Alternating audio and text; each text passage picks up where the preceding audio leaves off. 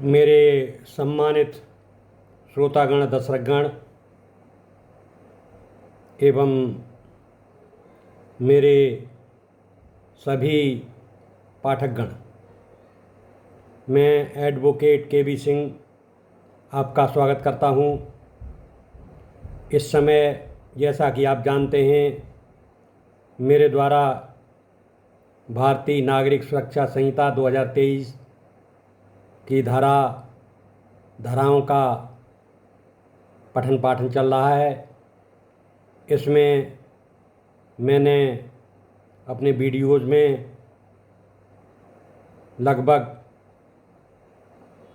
103 धाराओं का पूर्ण विवेचन कर दिया है और उसमें धाराओं की परिभाषा और उनके तत्व जो महत्वपूर्ण हैं वो सभी आपको आपके समक्ष प्रकट कर दिए। अब मैं धारा 104 भारतीय सुरक्षा संहिता 2023 के संबंध में बताऊंगा। आप लोग ध्यानपूर्वक सुनें और लाभ उठाएं। भारतीय सुरक्षा संहिता 2023 की धारा 104 का शीर्षक है disposal of things founts in search beyond jurisdiction. तलाशी वारंट द्वारा खोज के समय उस न्यायालय की स्थानीय क्षेत्राधिकार से बाहर पाई गई वस्तुओं का प्रबंधन।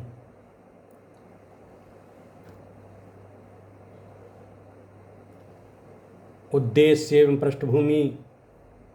नंबर 1, BNSS 2023 की यह धारा उस स्थिति को दर्शाती है जहां तलाशी वारंट जारी करने वाला न्यायालय अपनी स्थानीय क्षेत्राधिकार के बाहर किसी स्थान में उस वारंट को निष्पादित करता है और वहां वारंट के अंतर्गत खोज तलाशी के दौरान ऐसी वस्तुएं पाई जाती हैं जो वारंट में निर्दिष्ट थीं। नंबर 2, ऐसी स्थिति में यह सुनिश्चित करना है कि खोज के दौरान पाई गई वस्तुएं का प्रबंधन किस प्रकार किया जाए,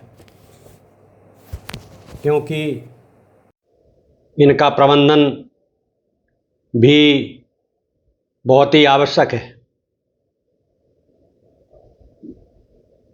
न्यायपालिका नियंत्रण में हो, अर्थात वो तुरंत न्यायालय या सक्षम मजिस्ट्रेट के समक्ष जो वस्तुएं पाई गई हैं वो तुरंत प्रस्तुत की जाएं।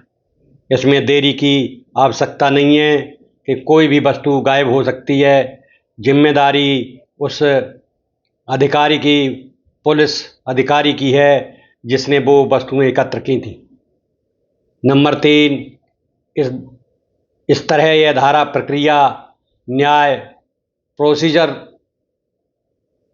के रूप में और क्षेत्रीय अधिकारियों एवं न्यायालयों के बीच समन्वय इस पर सुनिश्चित करती है ताकि तलाशी प्रक्रिया में कोई कानूनी खालीपन न रहे। इसलिए ये बहुत ज़रूरी तत्व है कि इस प्रक्रिया में क्षेत्रीय अधिकारियों और उच्च एवं न्यायालयों के बीच समन्वय सुनिश्चित करती है ये धारा। 4, यह BNSS द्वारा पूर्व कानून code of criminal procedure code 1973 CRPC में मौजूद समान प्रावधानों को आधुनिक रूप में समाहित करती है। इस धारा के प्रमुख तत्व इस प्रकार हैं। धारा 104 में निम्न प्रमुख तत्व कहे जाने योग्य प्रमुख तत्व ये देखे जा सकते हैं। नंबर 1, वारंट की निष्पादन स्थिति। तलाशी वारंट, सर्च वारंट जारी न्यायालय द्वारा उस स्थान पर निष्पादित होना चाहिए जो उस न्यायालय की स्थानीय क्षेत्राधिकार से बाहर हो। इसमें ये साफ लिखा गया है कि ये जो वारंट जारी होगा, सर्च वारंट, वो उस न्यायालय के क्षेत्र के बाहर निष्पादित किया जाएगा और जो अधिकारी निष्पादित करेंगे वो उसी क्षेत्र के पुलिस अधिकारी होंगे। नंबर 2, वस्तुओं का पता लग जाना। निष्पादन के दौरान वो वस्तुएं मिलना जिनके लिए तलाशी की गई थी। नंबर 3, वस्तुओं की सूची का निर्माण। खोज तलाशी के दौरान पाई गई वस्तुओं की एक सूची तैयार करना जो बाद में प्रस्तुत की जाएगी। नंबर 4, तत्काल न्यायालय या मजिस्ट्रेट के समक्ष प्रस्तुति। पाई गई वस्तुएं तथा सूची को तुरंत न्यायालय या मजिस्ट्रेट के समक्ष ले जाना।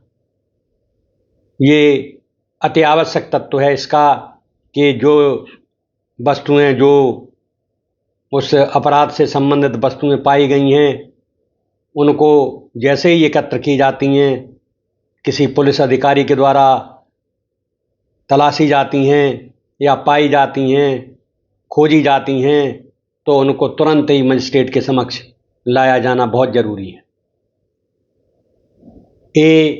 यदि न्यायालय स्थान न्यायालय की तुलना में उस मजिस्ट्रेट के नज़दीक है जिसकी वहाँ क्षेत्राधिकार है, तो उस मजिस्ट्रेट के समक्ष ले जाना।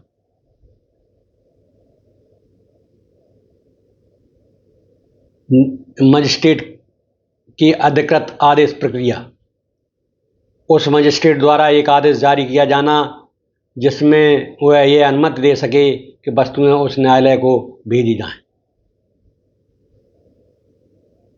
क्षेत्राधिकार का स्पष्ट उल्लेख। यह धारा स्पष्ट करती है कि एक न्यायालय द्वारा जारी वारंट का निष्पादन उस न्यायालय की क्षेत्राधिकार से बाहर भी हो सकता है, लेकिन वहाँ पाई गई वस्तुओं का प्रबंधन ऐसा होना चाहिए कि न्यायपालिका सत्यापन और संरक्षण का पक्का जो सत्यापन हो न्यायालय द्वारा वो सही हो। न समयगत क्रिया, मीडिएट एक्शन, मतलब तुरंत एक्शन की ज़रूरत है इसमें, जैसा कि वाक्यांश इस बात को दर्शाता है कि इस प्रक्रिया में विलंब नहीं होना चाहिए। उचित कारण की आवश्यकता। मजिस्ट्रेट द्वारा वस्तुओं को उस न्यायालय को भेजने से इनकार करने के लिए गुड कॉज मौजूद होना चाहिए। मजिस्ट्रेट न्यायालय को जो भेजे, अगर वो चाहे इनकार करे तो उसके कारण भी स्पष्ट होने चाहिए। बहानेबाजी इसमें बिल्कुल नहीं चलती। नंबर अगला है अन्य प्रावधानों के संबंध में। यह BNSS की उन धाराओं 102, 103 के साथ संबंध रखती है जो तलाशी वारंट जारी करने, बंद स्थान में प्रवेश करने आदि के नियम बताती है। संपादन एवं समायोजन। इस धारा में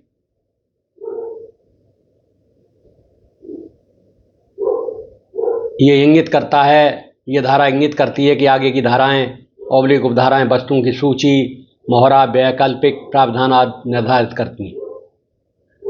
संवाद तथा तालमेल। न्यायालय, मजिस्ट्रेट, पुलिस अथवा अन्य अभियुक्त प्राधिकारी के बीच नेतृत्व व समन्वय आवश्यक है। कोऑर्डिनेशन बहुत जरूरी है इसमें।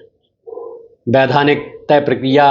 इस धारा द्वारा एक स्पष्ट वैधानिक प्रक्रिया स्थापित की गई है जिससे तलाशी वारंट निष्पादन के दौरान पाए गए बिंदुओं, वस्तुओं का संतुष्ट प्रबंधन हो सके। क्षेत्रीय सरलता सुनिश्चित करना। जहाँ संभावना हो कि मजिस्ट्रेट के समक्ष पोजीशन देना न्यायालय की तुलना में आसान हो, वहाँ पहले मजिस्ट्रेट के समक्ष प्रस्तुति की सुविधा देना। न्यायिक नियंत्रण एवं जवाबदेही। वस्तुओं को कोर्ट या मजिस्ट्रेट के समक्ष पेश करना न्यायिक पारदर्शिता के पक्ष में होता है। पक्ष में है कि नहीं ये जरूरी है। 15वां जो नंबर है प्रिविलेज निष्पादन का समापन। इससे यह स्पष्ट सुनिश्चित होता है कि न्यायालय की वारंट शक्ल को केवल जारी करने तक सीमित न रहे, निष्पादन व वाद प्रबंधन की जिम्मेदारी भी सुनिश्चित हो। पिछड़ापन नहीं होना चाहिए। यदि स्थान न्यायालय की क्षेत्राधिकार से बाहर है तब भी प्रक्रिया बाधित नहीं होनी चाहिए। अगर न्यायालय उस क्षेत्राधिकार से बाहर है, उस न्यायालय जहाँ ये प्रक्रिया चल रही है, तो भी प्रक्रिया बाधित नहीं होनी चाहिए, वहाँ प्रक्रिया पूरी होनी चाहिए। प्राकृतिक मजिस्ट्रेट की भूमिका। मजिस्ट्रेट को इस तरह की स्थिति में हस्तक्षेप व आदेश देने का अधिकार होता है। स्थिति निर्भर विकल्प। मजिस्ट्रेट को इसमें डायरेक्शन देने का अधिकार होता है। साक्ष्य संग्रह संबंधी प्रभाव। यह वस्तुओं के आगे की जांच प्रक्रिया हेतु सुरक्षित रूप से न्यायिक नियंत्रण में ले जाने की सुविधा देता है। अनुसरणीयता कंप्लायंस सुनिश्चित करना। शैल मी इमीडिएटली टेकिंग जैसी अनिवार्यता यह दिखाती है कि इस प्रक्रिया को उचित रूप से पालन करना अनिवार्य है। न्यायालय एवं मजिस्ट्रेट के बीच स्थान संबंध। यह स्पष्ट करता है कि स्थान सर्च साइट के निकटता के आधार पर मजिस्ट्रेट या न्यायालय में किसके समक्ष बस पेश करनी है। BNSS 2023 में धारा 1 से 2, 1 से 3 में 1 से 4 इस प्रकार हैं। धारा 1 से 2 सर्च वारंट डायरेक्शन एटसेट्रा। धारा 103 person in charge of closed place to allow search. धारा 104 disposal of the things found in search beyond jurisdiction. इस प्रकार धारा 104 विशेष रूप से खोज स्थान की क्षेत्राधिकार से बाहर हो ऐसी स्थिति में बनाई गई है। इस धारा के व्यवहारिक प्रभाव यह होंगे जब पुलिस या अन्य अधिकारी वारंट लेकर किसी क्षेत्राधिकार परिधि के बाहर उस वारंट को निष्पादित करें तथा कोई वस्तु वहां पाई जाए तो उसे लेकर वहां पेश करना है। किस मजिस्ट्रेट के समक्ष या न्यायालय के समक्ष पेश करने के लिए क्या सूची तैयार करनी है, इन सभी पहलुओं को यह धारा नियमित करती है। यह धारा विशेष तौर पर न्यायपालिका प्रक्रिया में विकेंद्रीकरण व क्षेत्रीय समन्वय की आवश्यकता को ध्यान में रखकर बनाई गई है। इसके अंतर्गत मजिस्ट्रेट को उचित कारण दिखाने की छूट है यदि वह वस्तुओं को सीधे न्यायालय को भेजने की अनुमति न देना चाहता हो। इसलिए इस धारा का अनुपालन सुनिश्चित करना यह सुनिश्चित करता है कि निष्पादन प्रक्रिया में किसी प्रकार की क्षेत्राधिकार उल्लंघन न हो आए और तथ्यात्मक वस्तुओं की सुरक्षा और फॉरेंसिक प्रमाणिक मूल्यांकन प्रभावित न हो।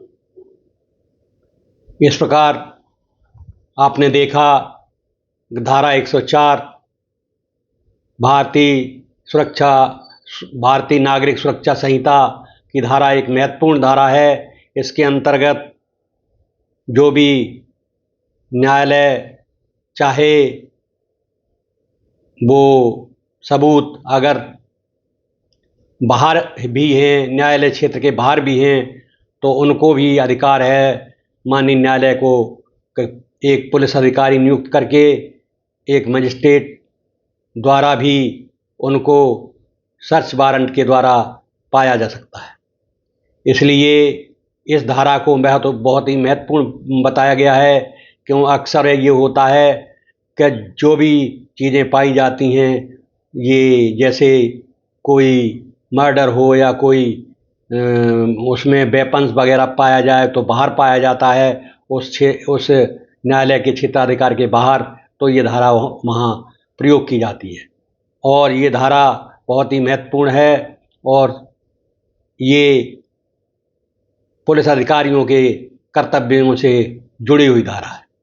इस प्रकार मैंने आपको धारा 104 भारतीय नागरिक सुरक्षा संहिता की धारा को 104 को पूरी तरह बता दिया है। अब इसमें कोई गुंजाइश नहीं है, इसमें सभी तत्व आ गए हैं, परिभाषाएं आ गई हैं। अब मैं अगले वीडियो में आपको धारा 105 के संबंध में बताऊंगा। तब तक मैं आपसे विदा चाहता हूं। Advocate KV. सिंह आपसे विदा चाहता है। धन्यवाद।